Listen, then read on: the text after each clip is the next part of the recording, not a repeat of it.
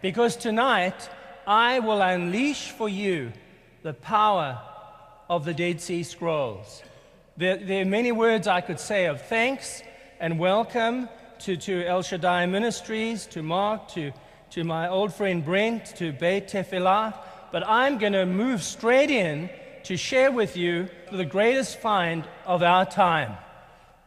Over 60 years ago, America's greatest archaeologist, William Foxwell Albright, proclaimed to the world the discovery of the Dead Sea Scrolls.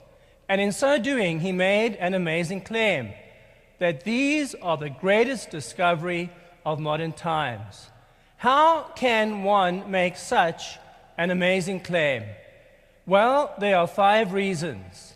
Number 1, the Dead Sea Scrolls were found in the land of Israel itself. For Jews and Christians, there is but one holy land. You may love America, you may love Canada, you may love Europe, but for Jews and Christians, this is the land where the prophets preached. This is the land where Jesus walked. For all of us here tonight, if you were to have one holy land, one pilgrimage, it would be to the land of Israel. May I ask for your hands up, who's been to the Holy Land? Isn't that wonderful? 50% or more of the audience. Who will be going to the Holy Land? Isn't that wonderful? Isn't that glorious?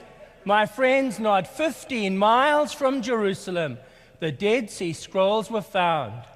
Number 2, they are written in the languages of the Bible. You know, anyone who's serious about the Bible, they need to learn the languages of Scripture. And of course, the Old Testament or Hebrew Bible is written in Hebrew and Aramaic, and the New Testament in Greek. People who are serious about the Scriptures study the language. If you want to know if a college or seminary or university is serious about the Bible, check out how much Hebrew, Aramaic, and Greek they offer. Even pastors, even a church. Why not get into the language that Jesus spoke, the languages of Scripture? This is essential reading. Here we have documents written in the very languages of Scripture. We had almost nothing in Hebrew going back 2,000 years before the Dead Sea Scrolls. Number 3, the Dead Sea Scrolls contain the oldest Bible manuscripts in the world. I have such wonder to share with you tonight. I will demonstrate to you that the Dead Sea Scrolls are more than 1,000 years older than the oldest Hebrew manuscripts. That for people who study the Bible, these are essential reading. These are very, very important. Number 4, the Dead Sea Scrolls give us new information on early Judaism. Jews are excited about the Dead Sea Scrolls. Here are the only documents that were written while the temple still stood. Did you know that? We have virtually nothing that survives from about the turn of the era. Everything was destroyed. When the Dead Sea Scrolls were found, they were so old that even scholars did not believe it.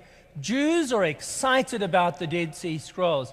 Some years ago, the President of the United States visited Israel. I believe it was in 2007 or 2008. And the Israelis said, we have a problem. How do we honor the President of the United States? At that time, it was President Bush. How do we honor the President of the greatest and strongest country in the world? What the Israelis did was they brought him to the shrine of the book, and they brought out the great Isaiah scroll that had been in storage and not shown for over 40 years. The one you see is a replica. They brought out the great Isaiah scroll, and they said, Mr. President, we give you Israel's greatest honor. That's how Israel honors the President of the United States. And in fact, now the Israelis have said the Dead Sea Scrolls are the greatest cultural treasure of Israel. And the Dead Sea Scrolls, number 5, give us stunning new information on early Christianity. Christians, too, are excited about the Dead Sea Scrolls. These scrolls validate many of the beliefs we have about Yeshua, about the New Testament, about the Gospels. I will unpack for you tonight some amazing scrolls. I will show you some scrolls that give us the very words of Jesus 100 years before Jesus. How's that? My friends, I submit to you for these 5 reasons. The Dead Sea Scrolls are the greatest find of our time. These are even bigger than the Super Bowl. Amen. I need to alert you that the Dead Sea Scrolls have been shown at museums across North America. Wherever they are shown, the numbers exceed expectations. I even have a hit parade. I have a top 10, but I won't show that to you tonight through lack of time. But did you know that wherever the Dead Sea Scrolls are shown, they break the records? We are speaking near Seattle. Some years ago, 2007, they had an exhibit, and many of you went to see it. 222,000 people came. 222,000 people came. Then we had the recession, and everything collapsed. And did you know that after the recession, the scrolls were brought to Toronto in Canada? And the idea was to cheer up the whole continent of North America. Would people lift up their eyes and see the glory? And people were very worried. Would people even go to museums after the recession? Well, 330,000 people came. Wherever I've been to the museums, all over America and Canada, the organizers are amazed. One of them said to me, "It's like a Rolling Stones concert." I kid you not. Tonight I will even show you a scroll that is like a Rolling Stones sensation. I'll show it to you. I just need to tell you the next exhibit is coming to Texas. And Southwestern Seminary has they've purchased 7 small Dead Sea Scrolls. A huge exhibit is coming, and this will be the talk of Jews and Christians all across America from July to January. And of course, I'm involved in the exhibit, and I'm going to tell these guys in Texas, the question is, my friends, not are the Dead Sea Scrolls big enough for Texas? Is Texas big enough for the Dead Sea Scrolls? I'm going to challenge them to break the record. Now, I realize many of you know some about the scrolls, but I should give you a very brief introduction. Let us take a journey tonight to a place called Qumran. Like a ribbon on the eastern sky stands the holy city of Jerusalem, and we are journeying to see the Dead Sea Scrolls. We come to an amazing landmark in the middle of the desert, sea level. Think about that. We are proceeding beneath the level of the sea to the lowest spot on the face of this earth, the Dead Sea, 7 times saltier than the oceans of the world. In 1946 now, we think it is, a shepherd boy threw a stone into a rock, and he heard the sound of breaking pottery. Muhammad the Wolf on the right had made the greatest discovery of our time, the Dead Sea Scrolls, because in these jars were found precious manuscripts, including the great Isaiah scroll. What a sensation. You'll hear more about that tonight. This man, Eliezer Sukenik, believed that God had sent him to bring the Dead Sea Scrolls back to the Jewish people. He realized early on that here was the lost heritage of Israel. He made it his life's mission to secure these first Dead Sea Scrolls at a very dangerous and volatile time.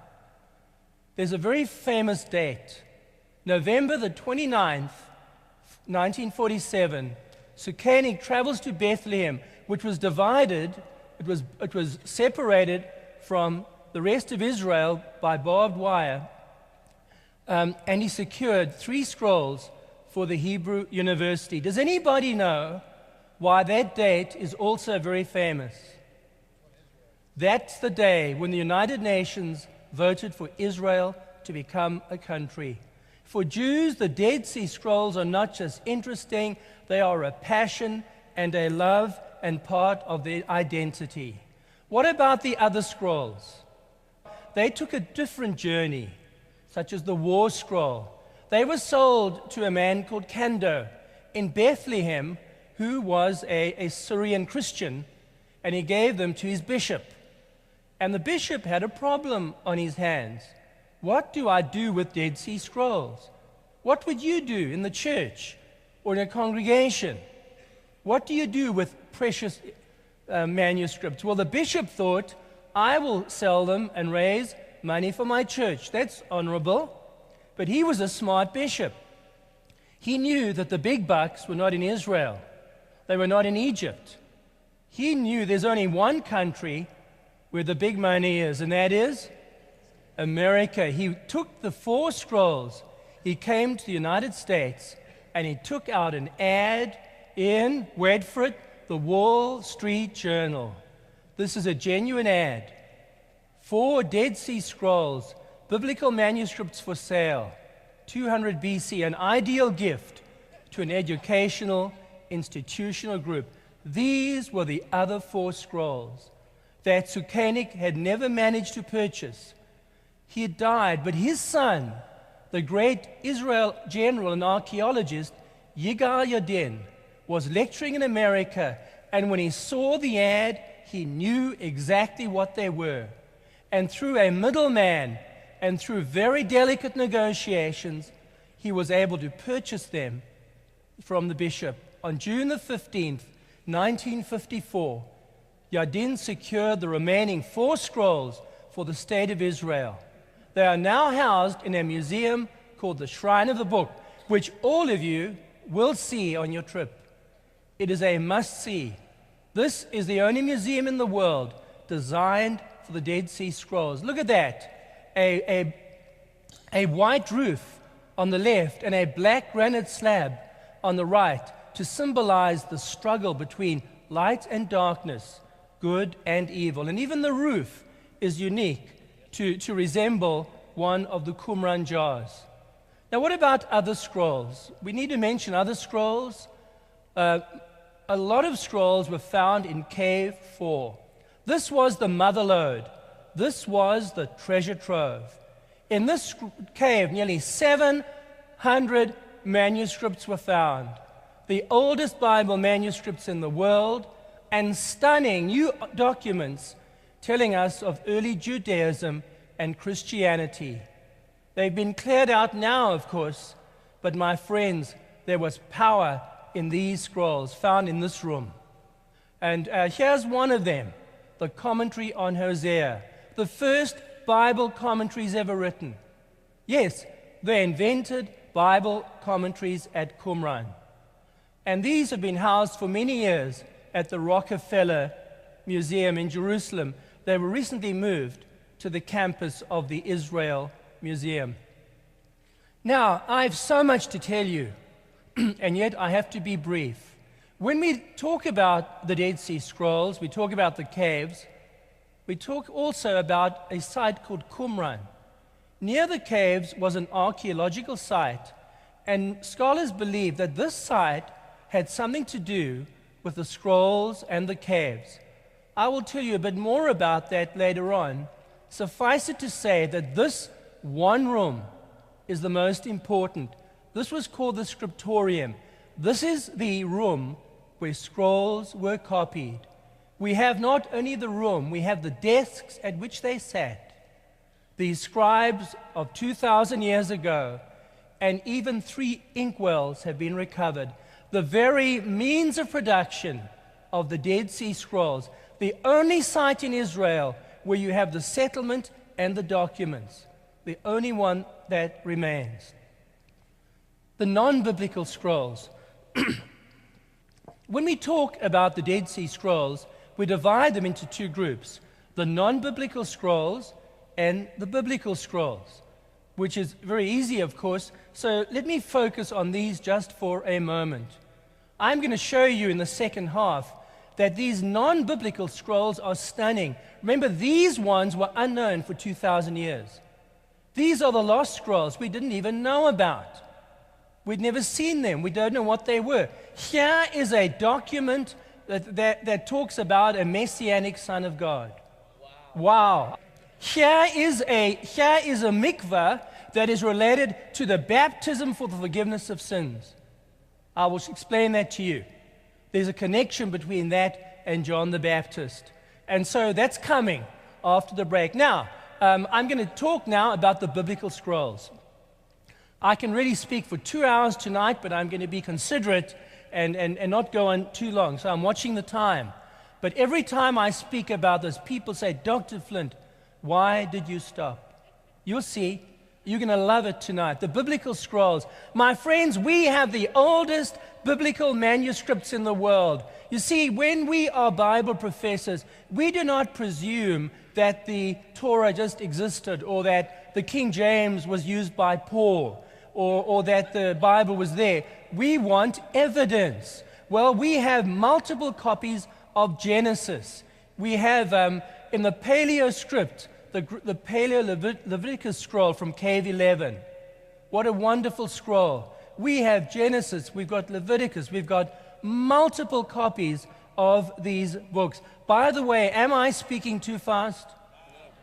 You see, you got to stop me. This is exciting stuff. But I don't want to happen what happened to me some years ago.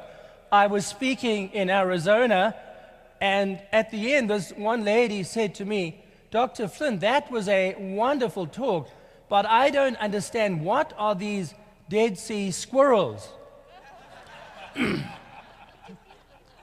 The Deuteronomy scroll. This scroll you see before you now is a sensation. This is the oldest copy of the Ten Commandments in the world. Listen up. The Dead Sea Scrolls right now are on exhibit in New York.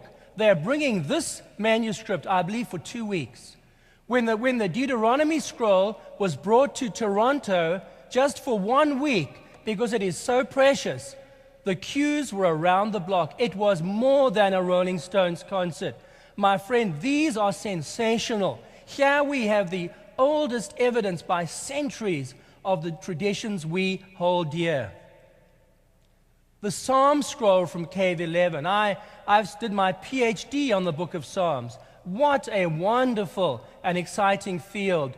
Isaiah, I've worked with Isaiah extensively.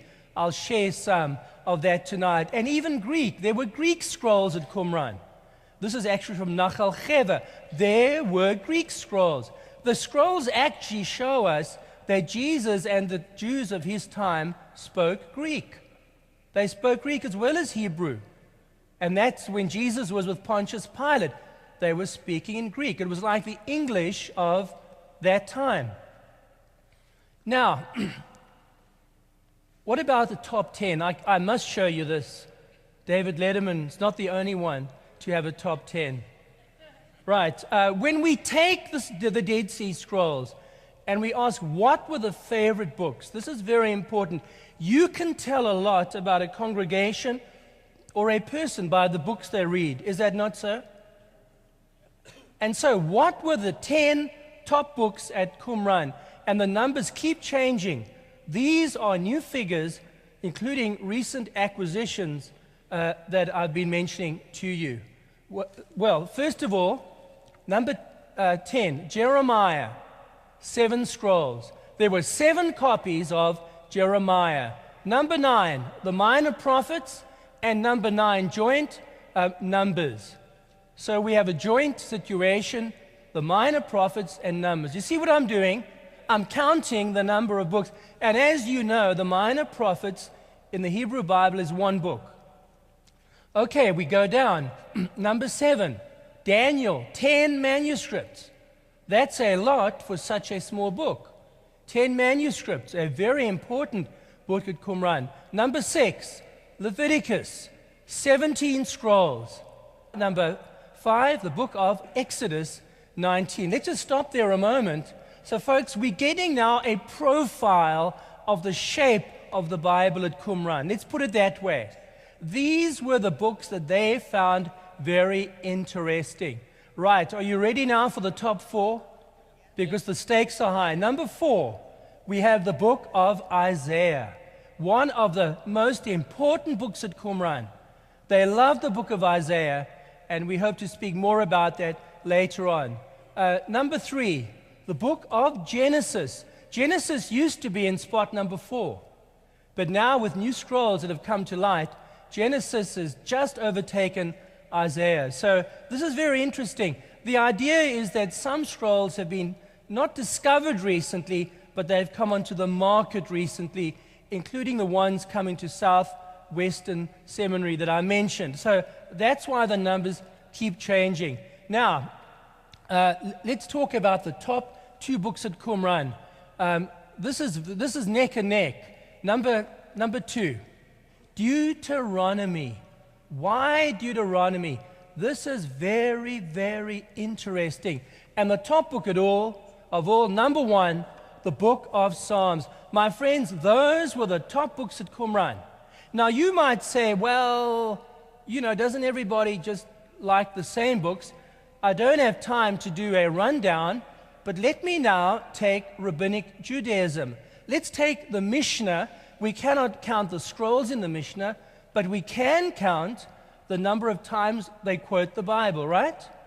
When we take the Mishnah side by side with that chart, this is what we get. And of course, I could spend a long time on this. We have Ezekiel, Minor Prophets, Proverbs, Isaiah. And it's not surprising if you talk to a rabbi and say to him, Rabbi, what are your favorite books? He would say the Torah, right? So if you look there, we have the Torah and the book of Psalms. That is not a surprise. The Torah and the book of Psalms. And in the Torah, we go down Genesis, Psalms, we get Exodus, Numbers, Deuteronomy, 234 quotations. And the book that is quoted the most in the Mishnah is Leviticus. Very, very interesting. You see, Rabbinic Judaism is concerned about halakha and cultic purity and matters of observance. And if you contrast that with Qumran, Psalms and Isaiah are much higher. There was like a different profile going on there. They were also interested in halakha and ritual and cultic observance at Qumran, but there was something else. And I'm going to show you one more slide that may be helpful to contrast. And there it is, the New Testament. Again, I don't have time to unpack this. I used to give a whole lecture just up to this point. And it is very exciting if you do the countdown one by one. But in the New Testament, the books that are quoted are very different. The Proverbs, Jeremiah, counting down, Daniel, Leviticus. See, Leviticus is not so important in the New Testament. The Minor Prophets, Genesis, Exodus, and here again, Deuteronomy is very high, and Isaiah and the Psalms. This is very interesting, my friends. But there's a reason I submit to you that the Psalms and Deuteronomy and Isaiah, these were very important books at Qumran and for the early Christians. But let me just move on to ask another question. You see, when you take the Hebrew Bible, every book in the Hebrew Bible is attested at Qumran except for one. There was one book not found at Qumran. Anyone like to guess? Esther. You may have wondered about this. Why was Esther not found at Qumran? The early rabbis were very worried about the book of Esther because there are some peculiar features of Esther, and some of you know these. Number one, the book of Esther is the only book that does not contain the name of God. The name of God is not found in Esther. And so maybe this was too secular a book. Maybe that's why it was left out. But there was a second problem with Esther, the problem of intermarriage with foreigners. You see, in the Bible, do Israelites ever marry foreigners? Of course they do. You know the story of Rahab, the harlot, when the spies come into Jericho, remember that? And Rahab hides the spies, and then when Jericho is destroyed, she is saved because she's the one that said to the spies, your God will give the city into your hands. In other words, Rahab becomes part of the people of God because she accepts the God of Israel.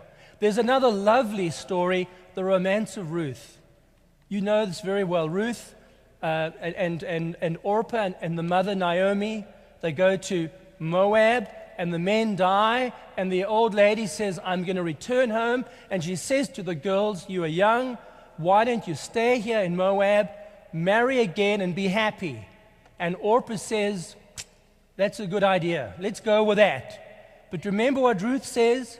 She says, no. She says, where you go, I will go. Where you dwell, I will dwell. Your land will be your country will be my country, and your God will be my God. As Ruth expresses faith in God, she comes back, she marries Boaz, and she becomes the ancestor of King David.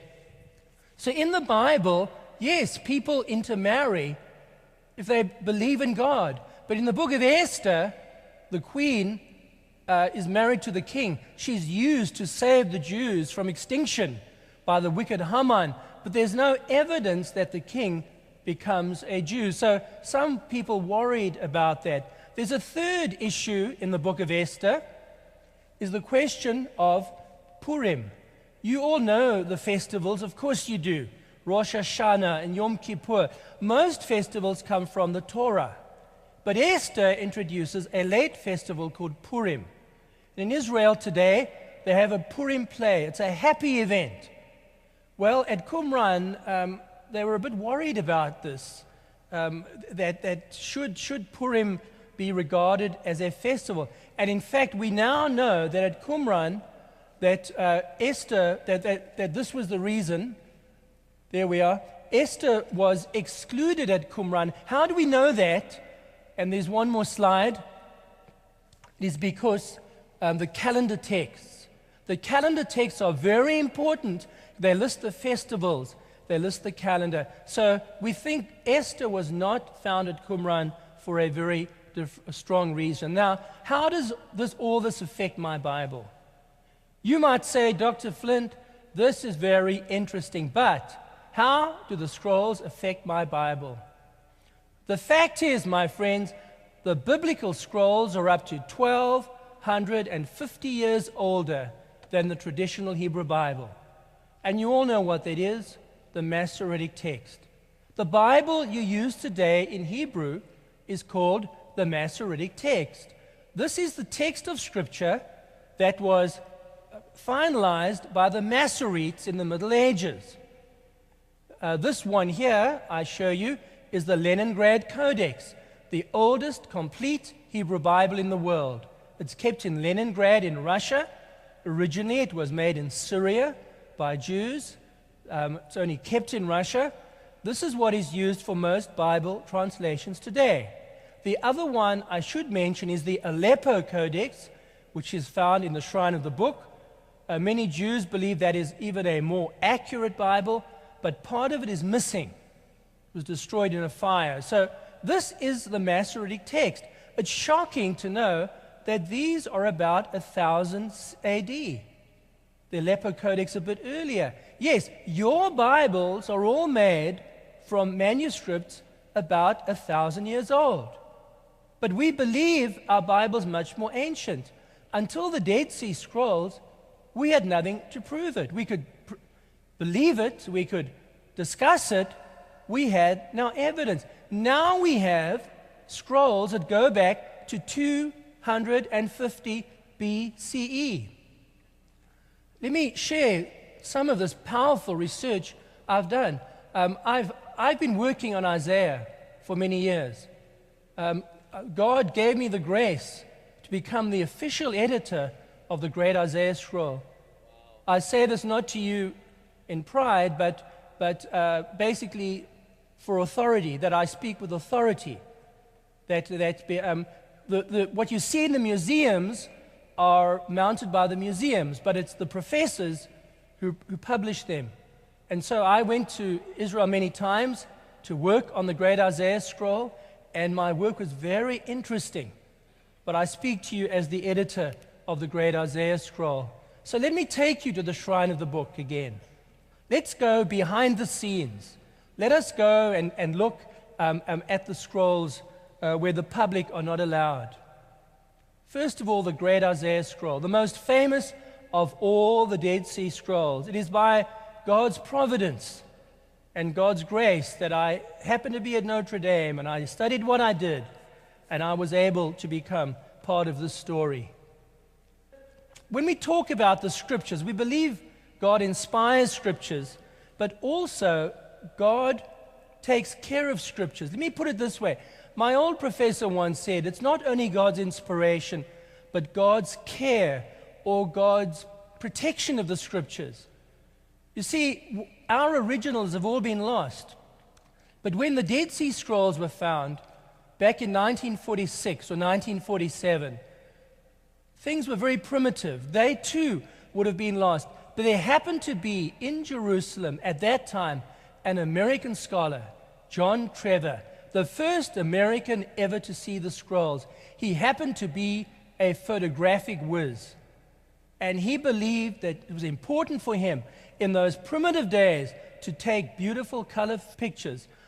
That's his lab at the Asor building in East Jerusalem. Primitive conditions. And yet he made the most famous pictures, so famous we even used them for the edition. There's nothing better than the Trevor photographs.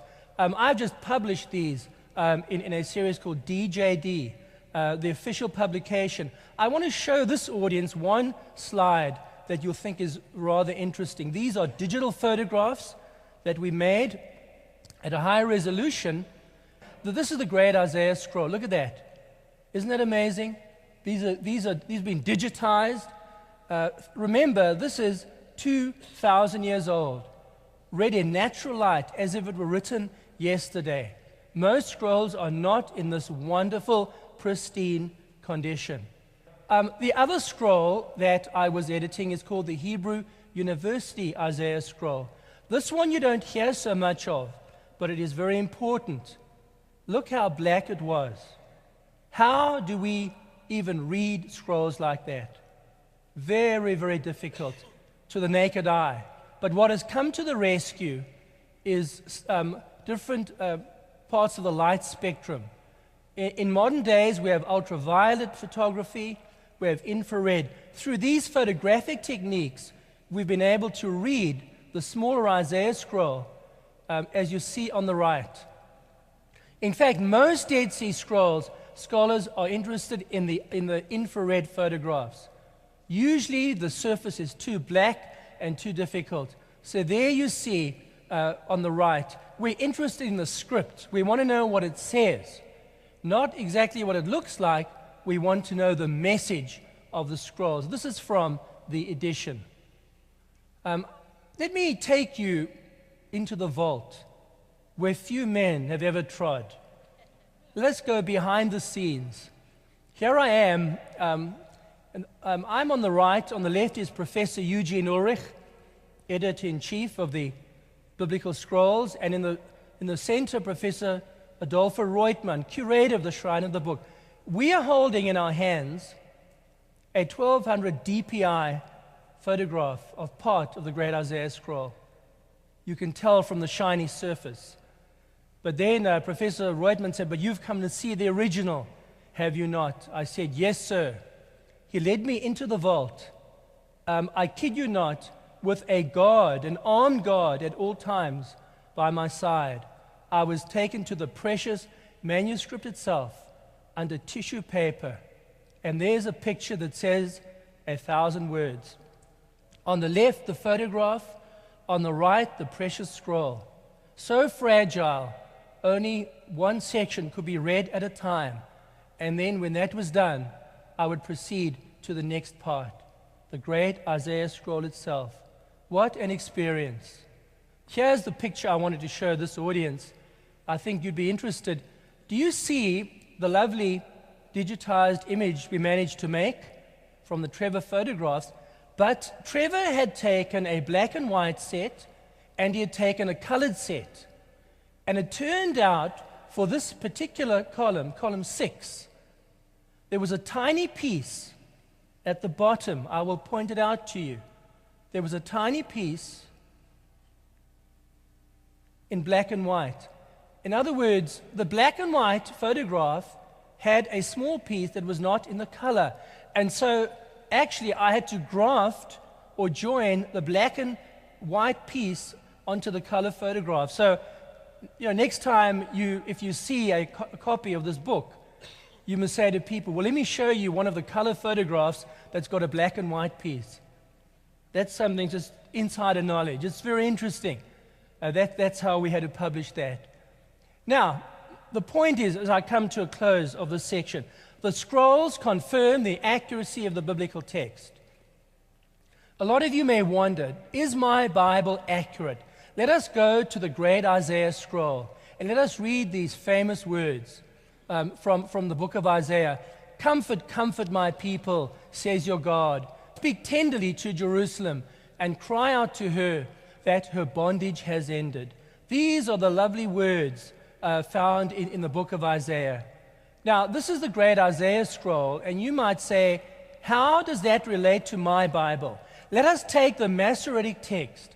Let us take the Masoretic text without vowels, and we'll lay them on top of each other and make a comparison. Remember, we were not able to do this until just a few years ago. When we compare this passage to the Masoretic text, what do we get? Well, we get about 10 differences, if you may see in the yellow. There are a lot of differences there, and you might say, oh my, this means my Bible is riddled with mistakes. Well, in fact, these are all spelling. These are like American versus British spelling. The word color, C-O-L-O-U-R, C-O-L-O-R. Who's right? Both are right. The spelling does not count. In fact, in that one passage, there is just one real difference. Scholars now believe that the scrolls confirm that your Bible is accurate 99%. I better give you, as I close, a powerful reading from Isaiah, a new reading. Someone mentioned to me earlier, you were looking at Isaiah 53. Now, I have to go rather fast, but you know the scripture very well. It's about the servant of the Lord, right? The man of sorrows and acquainted with grief. There is a puzzling verse in this scripture, in verse 11. He shall see of the travail of his soul and shall be satisfied. That's what the King James says. Why does the King James say that? Because it's translating the Masoretic text. This servant will see of the suffering of his soul, he will be satisfied. Now, that's what it says. And the of gets in the way because it's in the Hebrew. Now, why is this translation so awkward? Scholars have wondered about this for a long time. Well, my friends, whatever your interpretation, for Christians, this would be that the suffering servant, Jesus, dies and he's satisfied. There's no hint of something more. But when we turn to this passage in the scrolls, I found in the great Isaiah scroll that there's a different reading. It does not say, he shall see of the travail of his soul. There's the word light. Suddenly it bursts upon us. Out of the suffering of his soul, he will see light and find satisfaction. Wow. We have the glimpse of something more, the hint of new life, the glimmer of resurrection. In other words, we've got the hint of Easter Sunday on Good Friday. The sermons will have to be repreached and the books will have to be redone. There is the oldest reading of Isaiah 53. From the suffering of his soul, he will see light. Now, some of you might say, this Dr. Flint, he may have got the Essene fever. He's getting carried away. Maybe they were the children of light and they changed the text. So yes, let us be careful. Let's go to the great Isaiah scroll. He will see light. But let's go to another scroll. the Hebrew University Isaiah scroll. He will see light. And the only other scroll to have this chapter says, out of the suffering of his soul, he will see light. This reading is so powerful. It's coming back into modern Bible translations. My friends, I have to come to a close. My students have told me always put this up. I have a website, deadseascrolls.org. I'm going to now move in to the scrolls in the New Testament. This is material, some of this you've not seen before. I think you're going to find this very, very interesting. You see, these are not Christian scrolls. These are Jewish scrolls. Now, we've seen tonight that the Dead Sea Scrolls were discovered at Qumran mainly. We've talked about the great Isaiah scroll, the most famous of all the scrolls. We've surveyed cave number 4 and the 700 scrolls found there. We've also talked a little bit about the people who lived at Qumran. Let's talk a little bit more about this community. You see, here we have the only archaeological site in Israel where we have manuscripts as well. What do we know about this community? Qumran is the only site in ancient Israel which yielded manuscripts from the Second Temple period. I need to mention that a lot of people don't know this. The archaeology and the scrolls can be studied together. Not so with a lot of archaeology. Here we have actual archaeology and scrolls. Father DeVoe, a famous figure, excavated Qumran back in the 1950s. How in the desert do you get water? I used to live in Arizona. One of the big problems in Arizona is where do you get water? And they bring it in from the north, do they not? Well, at Qumran, they didn't have any Canada to the north. They didn't have machines. They didn't have hydraulic pumps or even dams. How do you bring water to a community? We have the most amazing system of water channels found at Qumran. They needed water, and they needed a lot of it. Here we see the huge cisterns that had water year-round, not only to drink, not only to sustain themselves, but they practiced baptism. Here is a mikvah, a very interesting mikvah. You know, when I first showed this slide, one person said, "Isn't that a pity? The stairs got broken." Well, my friends, this is a wonderful picture because frozen in time, we have an event.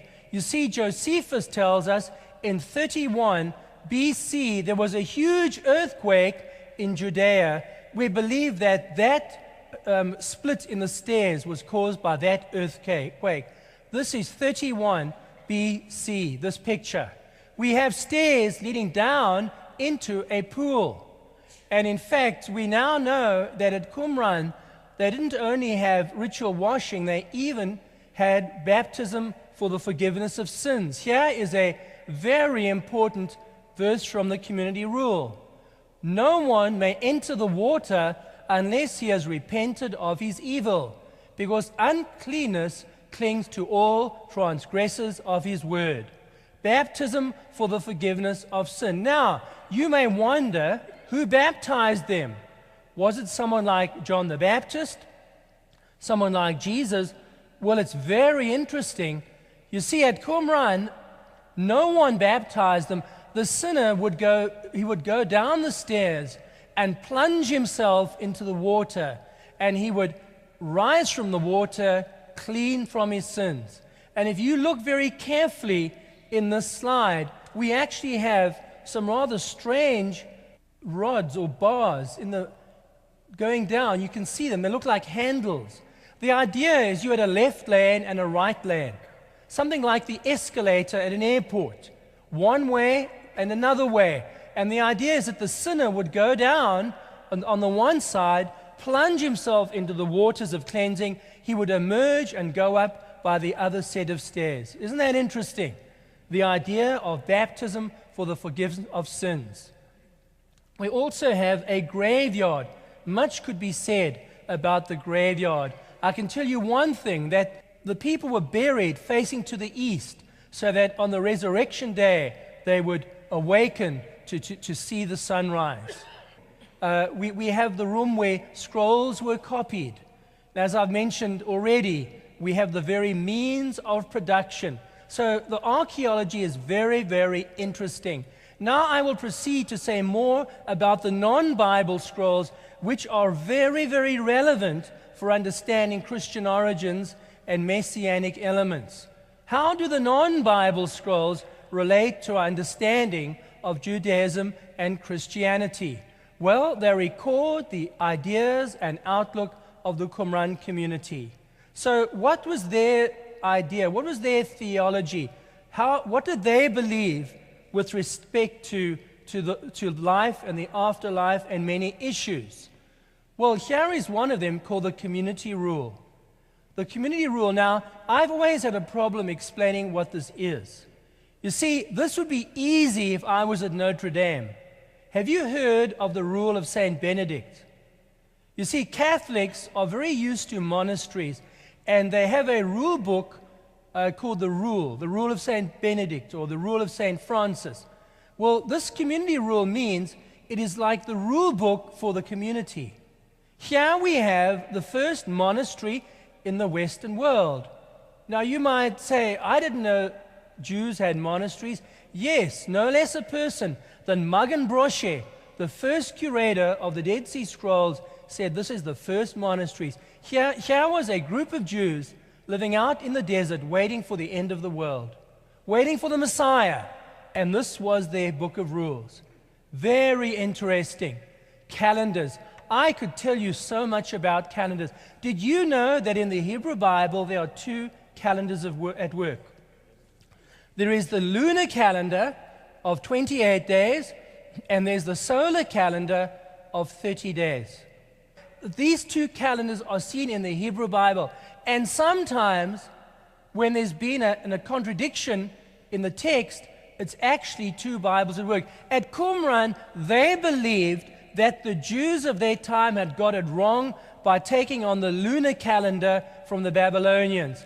They maintained that the true calendar was the solar calendar, and in fact, they may be right. There's evidence in the earlier scriptures that Jews practiced the solar calendar. It was in Babylon that they received the other one. And in fact, it's an important issue because the one who has the calendar sets the festivals, and the one that sets the festivals controls the religion. They believed that other Jews were out of fellowship with God through the wrong calendar. In fact, there's a lovely story. The high priest at Qumran, it was on the Day of Atonement, Yom Kippur, a very sacred day. It is said that the other high priest in Jerusalem came to visit him on that day. In other words, he tried to mess up his Yom Kippur. If I may use an analogy, let's say the Greek Orthodox guy, let's say you were angry with the Greek Orthodox person, and you know they have Christmas 10 days later than the other Christians. You know this, right? Let's just say you wanted to really upset the bishop, and you sent a very important person to visit him on his Christmas. That happened at Qumran. That in fact, that they were disturbed, what they call the wicked priest coming to visit them on a crucial time. I'm being a bit involved now, but calendars is a very big issue in the scrolls. The copper scroll, the only document that is written on copper from the ancient world, talks about buried treasure enough to make us rich. How does this impact our understanding of the New Testament? The Dead Sea Scrolls are essential reading. I'm going to maintain to you tonight that the Dead Sea Scrolls are essential reading for a number of issues. Number one, the Dead Sea Scrolls are essential reading for our understanding of the Old Testament scripture in the New Testament. Okay? The use of the Old Testament in the New. Now, we've already seen that the three favorite books in the New Testament were Deuteronomy, Isaiah, and the Psalms, and they were among the first four at Qumran. Remember, we've got at Qumran, number 4, Isaiah, number 2, Deuteronomy, number 1, the Psalms. Let's talk about Deuteronomy first. Let me do that. What was the reason why the early Christians quoted Deuteronomy so much, and why the people at Qumran, the Essenes, the Yachad, why did they love the book of Deuteronomy? There's a key word. It's Moses, it's the law, but there's a key word, and this is it: covenant. You see, for the Christians, Jesus takes the bread and the wine. He says, "This is my blood of the new covenant." Did you know that the people of Qumran, they didn't call themselves Essenes, they didn't even call themselves Jews? What was their name for themselves? Well, one of their names was the Sons of Light, right? But their other name was the Community of the New Covenant. Wow, there is an amazing hit with the New Testament. Both were bringing in a new covenant. Number two, the book of Isaiah. Why is Isaiah so prominent at Qumran and in the New Testament? In other words, we're looking at a sort of parallel convergence. Why is Isaiah so important for the Yachad and in the New Testament? The key word is Messiah. Yes. Messianic. Here were Jews, Messianic Jews, living out in the desert, waiting for the end of time. They were not Yeshua, they weren't Christian Messianic Jews, but they believed, in fact, in two Messiahs. Very interesting. Now, the book of Psalms. Why was the book of Psalms so big in the New Testament and at Qumran? What's the key word? And I battled with this because the Psalms is so rich, right? Psalms is about prayer and praise and kingship, is it not? Messianic. The key word is David. You get it? It took me 5 years, and one of my students said, "Dr. Flint, see, I used to say the Psalms, there's two words. There is Messiah and there's prayer." And my student said, "Dr. Flint, I've got it. It's David." See that? The word that brings it together. This is very important. The same books. Look at there. We have the commentary on Nahum. We have the first commentaries ever written in the Dead Sea Scrolls. They loved Scripture. The book of Enoch. Some of you may know that the book of Jude quotes from the prophet Enoch. Enoch was a big book at Qumran. Very popular, very important. Some even think that it was a sort of Enochic Judaism found among the Yachad. Now let's talk about essential reading for New Testament messianic expectation. Here were Jews living out in the desert before the Christians. They expected Messiah, and in fact they expected more than one Messiah. Here we have the community rule that's come up a lot. Let's take this key verse. In the wilderness, prepare the way of the Lord. Make straight in the desert a highway for our God. Right? You know John the Baptist is connected with that verse. Well, here was a group in the desert quoting from Isaiah, in the wilderness, prepare the way of the Lord, waiting for the Messiah. They did not accept Jesus as the Messiah. Actually, they had other Messiahs, but the idea of a common messianic expectation. Let me share with you a powerful reading from the Psalms. Someone here tonight told me they love the Psalms. Well, listen to this. Here's a very controversial reading. If you go to the King James, there's a reading in the book of Psalms that is very important. I've checked this out when I was working on the Psalm scrolls. I went to the Rockefeller Museum, into the basement, to check on the Psalm scrolls, and I found something very interesting. Folks, I did my PhD on the Psalms, and there I am some years ago as a younger man. I'm holding in my hands the oldest copy of the book of Psalms in the world, 150 BCE. I've often been asked, what was it like to touch the Psalm scroll? My friends, it's like reaching out and touching the very hand of God. It is a mystical experience. And you know, when we professors get old and we're in a small room, maybe with our wives, right? And our kids get rid of all our books. That's what professors all fear. And I'm going to say to my grandchildren, I want to tell you something. In my life, I touched the Psalm scroll. It is that precious. Well, I didn't just show you this tonight to show you a scroll. There's powerful message in these. Psalm 22 says this. It's a very famous psalm. You know this. My God, why have you forsaken me? It's quoted in the New Testament more than any other psalm. They've cast lots for my clothing. Now, in verse 10, it says this in the King James. Dogs have surrounded me. A pack of evil ones closes in on me. They have pierced my hands and feet. Now, many Christians have said, well, that's quite obvious. That's a picture of the crucifixion.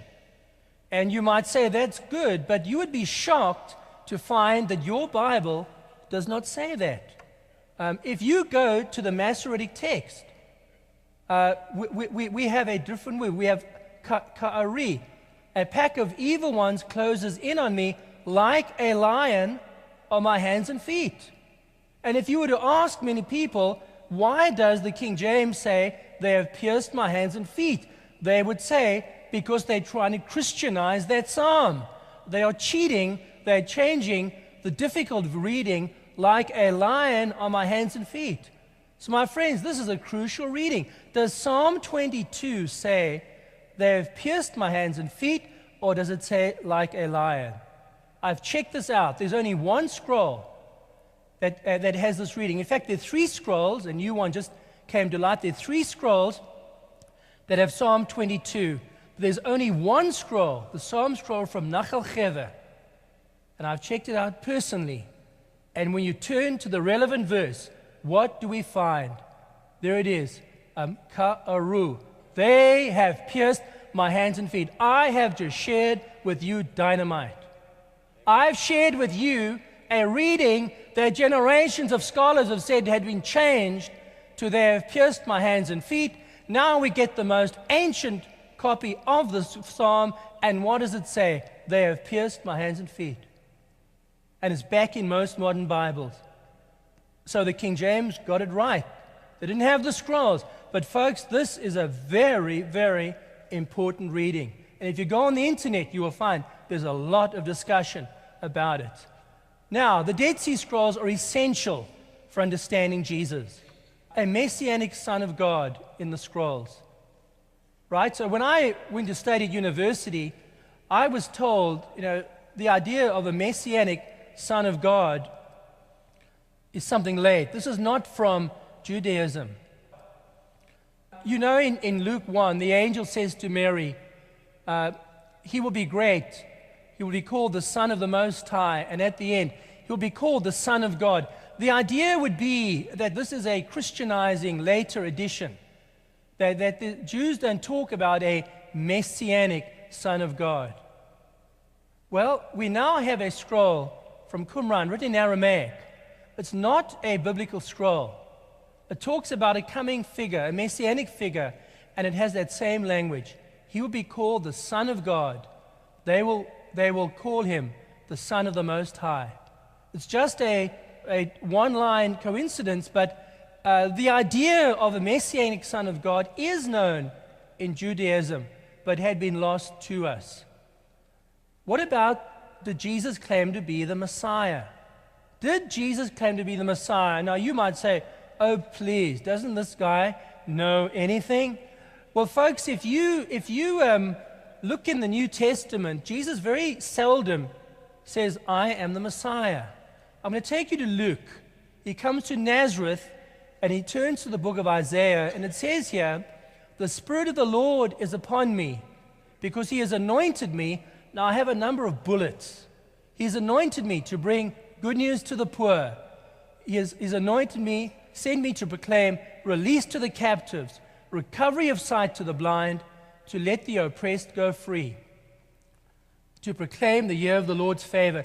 And so we are told in Luke that when he read this, everybody was just amazed. And Christians have always said, well, Jesus is claiming to be Messiah. I was quite shocked when I was in PhD studies and I had professors saying, that's not possible. Jesus never claimed to be Messiah.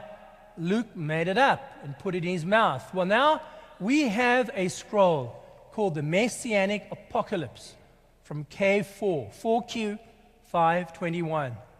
And this is not a biblical scroll. It's BCE. It's not a Christian scroll. And it uses the word Messiah. Heaven and earth will listen to his Messiah. And it gives you a number of things that are going to happen when the Messiah comes.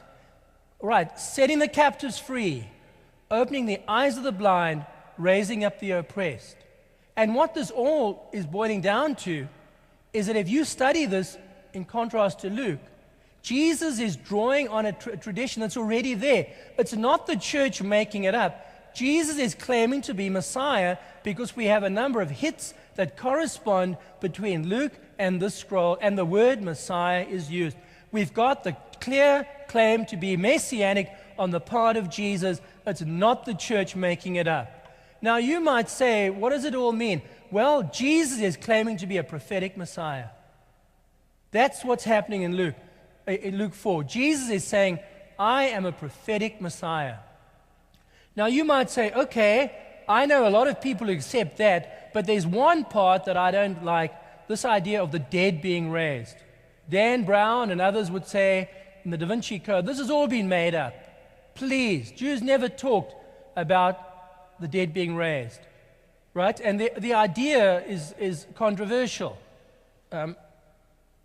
If you look in Luke, Jesus doesn't only say the blind receive their sight. This is Luke 7, and John the Baptist wants to know, are you the Messiah? And he says, tell John what you've seen. The blind receive their sight, the lame walk, the lepers are cleansed, the deaf hear, the dead people are being raised, the poor have got good news brought to them. And blessed is anyone who takes no offense. So Jesus is saying, look at these things that have happened. You want to know if I'm the Messiah? And the difficulty is, scholars would say, we have no evidence that Jews were talking like that. Well, I'll go back to the same scroll. See, some scholars say resurrection's not found. And there's lots of them who think that way, especially New Testament scholars. Let's go back to our scroll, because it not only talks about what we've said already, it says he will heal the wounded, he will revive the dead, he will bring good news to the poor. My friends, this is an explosive scroll. This is the most important scroll relating to Messianism. It affirms what Luke is claiming about Jesus. Do you know about the works of the law? If you've looked at Paul in the New Testament, there's actually a really difficult section where Paul uses a term, works of the law. Right? Again and again, he brings up this works of the law. Modern Bibles change it to deeds of the law. What is he saying? Well, Paul says, by the works of the law, no human being will be justified, since through the law comes knowledge of sin. It's to do with the relationship between the New Testament church and Judaism. We hold that no one is justified by faith apart from the works of the law. Do you need to practice halakha and halachot as a Christian? What is this about? Then Paul goes on to say in Galatians, all who rely on the works of the law are under a curse. It is written, cursed be anyone who does not abide by all things in the law and do them. Now, this is known to us. Now, some would say this is quite simple. Paul is proclaiming the gospel of grace, which is by faith in Jesus Christ, against Judaism, which is based on the works of the law. And many have come up with all sorts of ideas, even anti-Semitism, with thinking like that. But let's look at this again. However, there are examples in the Hebrew Bible of people being saved by God's grace. Of course there are. There are many passages in the Scriptures. The Lord passed before Moses and he said, the Lord, a God merciful and gracious, slow to anger, abounding in steadfast love. We have many references to the grace, the mercy of God in the Scriptures. So the idea of Judaism being a religion of works only seems to miss the point. What is Paul really trying to say in Romans and Galatians? Well, we now have a very interesting text from Qumran called 4QMMT, a Miskat Maaseh HaTorah, some of the works of the law. So that's the Hebrew in English. 4QMMT is a document that has Miksad Maaseh HaTorah, or some of the precepts of Torah. So this is very interesting. What about the law? It's 3 sections. It has a 364-day solar calendar. According to this document, a true believer has to follow this calendar, the longer calendar.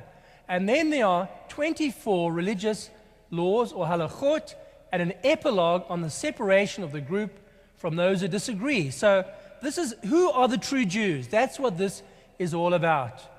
Works of the law, it turns out, is only found in this document and in Paul. If you take a search of ancient literature, the works of the law is a unique term that's found in Romans, Galatians, and MMT, nowhere else. Why is this? We have written to you some of the works of the law, those which we determined would be beneficial for you and your people. And it will be reckoned to you as righteousness in that you have done what is right and good before him to your own benefit and to that of Israel. So the idea of works of the law is an Essene or a Qumranic type doctrine. And so we now think, scholars now believe that works of the law is found elsewhere only at Qumran. Because of that, in the passages from Romans and Galatians, Paul is really arguing against Essene Jews or Christians who've been influenced by their teachings. In other words, Paul is not condemning Judaism as such. It's a certain flavor of Judaism. It is Essene Judaism. So the idea that we need to remember that Qumran is in the background of much of the New Testament if we want to understand it properly. I'm going to have to come to a close. The last one as we close. The Battle of Armageddon. Right? Battle of Armageddon. We've heard so much about this in the book of Revelation. They came to the place that is in Hebrew called Armageddon. That's all we get in Revelation. And yet there have been movies about the final battle at the end of time. Well, did you know that we now have a whole scroll? In fact, there's several copies of it about the eschatological battle at the end of time. It's called the war scroll between the sons of light and the sons of darkness. Very important scroll. It is the battle of Armageddon.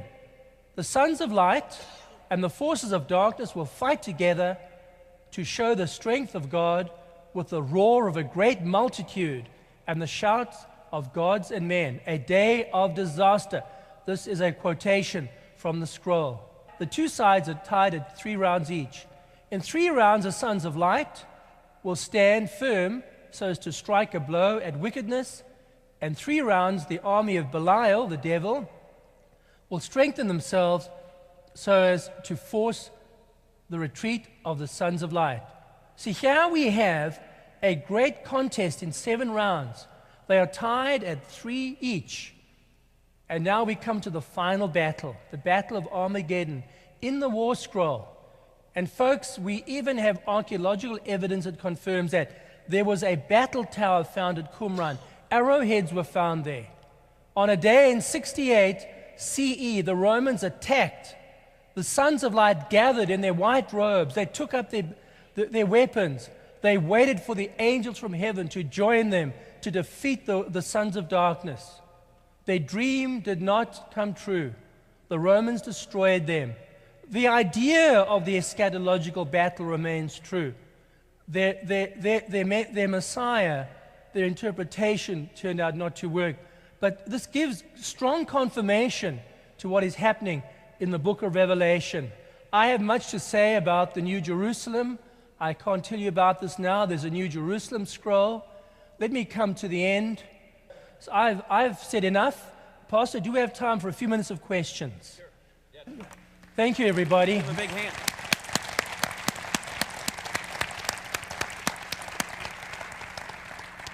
Any questions? Any questions? Yes, at the back. You talked about Enoch Why wouldn't that be in the Bible? Enoch is mentioned in the book of Jude. There was a book of Enoch that was very influential at Qumran and among some Jews and the early Christians. But as they looked at Enoch, it became very, very controversial. And quite early on, the rabbis rejected Enoch and the early church rejected Enoch. However, there's one church to this very day that uses the book of Enoch in their Bible. They're called the Ethiopian church. Enoch was very influential. And at Qumran, it's a book that needs to be studied. It's very apocalyptic, very controversial. There was a question here. Yes, when I see the pictures of the Dead Sea Scrolls, there's lots of separation. Yes. The Okay, Dead Sea. there's a lot of separation. And I wonder, who interprets the missing between the Hebrew writings, Yes. where you have a lot of blanks? And I've heard there's been many different people interpreting that, and some of them say that some of the interpretations aren't necessarily correct. There's been a lot of things read into the interpretations. Absolutely. So I was just wondering what your remarks about that. There's about 1,000 Dead Sea Scrolls. Now, 230 of them are Bible. So the idea is if you've got 1,000 jigsaw puzzles where the jigsaws, a lot of it's lost, for some of them we've got the box top cover. If it's Bible, we've got the cover. If it says the Lord's my shepherd and it says goodness and mercy will follow me all the days of my life, and we are careful, we can reconstruct a lot of the Bible scrolls. The non-Bible scrolls are much more difficult. And so, yes, there are gaps. Fortunately, some scrolls are found in many copies. So I showed you scraps, do you remember? One person said, these aren't the Dead Sea Scrolls, these are the Dead Sea scraps. But we have over 20 copies of Genesis. We have over 30 copies of Deuteronomy. And so when we made the Dead Sea Scrolls Bible, we put it all together. So because we have multiple copies of many books, we can find extant text. Some reconstruction is necessary, and that's why scholars have to do this work. We use concordances. We have to be very careful. We look at rabbinic literature. Sometimes we have to leave gaps. But by and large, I think the reconstructions are considered very reasonable and often very accurate. This work is ongoing. Based on your research, between the different sects that made up the full Sanhedrin, how were those at Qumran received by the full Sanhedrin? Yes, the Sons of Light at Qumran, they believed that the Jerusalem establishment were the sons of darkness. They believed that the Pharisees and the Sadducees had strayed from the way, and they were not true Jews. They believed that at the end times they would be destroyed with the Gentiles. So they were opposed to the Jerusalem temple. They were opposed to the Sanhedrin and so on. They believed they were the remnant, and that's why they were in the wilderness preparing the way of the Lord. Right, time for just one or two more. Yes. Okay. When you were referring to Psalm 22, you'd mentioned that particular term, piercing his hands and feet or his feet, was that found in all three of those Psalm 22 scrolls? We only have 3 manuscripts total that contain Psalm 22. One of them, in fact, has just been purchased by Southwestern College. It came to light recently. They are fragmentary, and there's only 2 of them that have a bit of the relevant verse. And the actual wording we're looking for, they have pierced, or something, my hands and feet, is only found in the one scroll. So yes, the only scroll we have from antiquity that has that section does not say like a lion on my hands and feet. It says they have pierced my hands and feet, which means that the earliest evidence says they have pierced my hands and feet. It's more likely that the guys who've got like a lion changed it than the other way around. Quick question. How would the Karaites be viewed compared to the Essenes? Yes, the Karaites are a sect or a group of Judaism who have a very famous synagogue in Cairo. And in fact, about 100 years ago, a very interesting document was found at the Cairo synagogue called the Cairo Geniza. and it contained what is called the Damascus document that contained a different sort of Judaism. And when the Dead Sea Scrolls were discovered years later, the Damascus document was also found. And that's why many scholars thought, obviously, at Qumran, these scrolls are related to the Karaites. In fact, many felt that the caves contained medieval copies put there by the Karaites in the Middle Ages. And that's why they were arguing, because of the Damascus document from the Cairo Geniza. Now we have found, no, the Damascus document at Cairo came much later, that in fact the original documents were at Qumran. The Karaites are a sort of a type of Judaism that survived underground, you could say, and they preserved some of their traditions that have been lost to other Judaism, just as Enoch was kept by the Ethiopian church. So it's a different type of Judaism that exists in Israel today. It's a very small amount of Jews. Yeah. Have you had a chance to look into the recently found Jordan-led codices? The Jordan codices I would treat with great caution. They're probably a fake. Recently, I've heard they're finding a lot of evidence that it's not a fake. I heard. Well, I do know this, and I'm not an expert. I do know they have been known for many years to the Israelis, and they have known about them for a long time. And I was told that they have see this as a fake, but I may be wrong. I have not studied them personally. All right, thank you. Okay, what do you think of Dr. Flint? Right. Let's get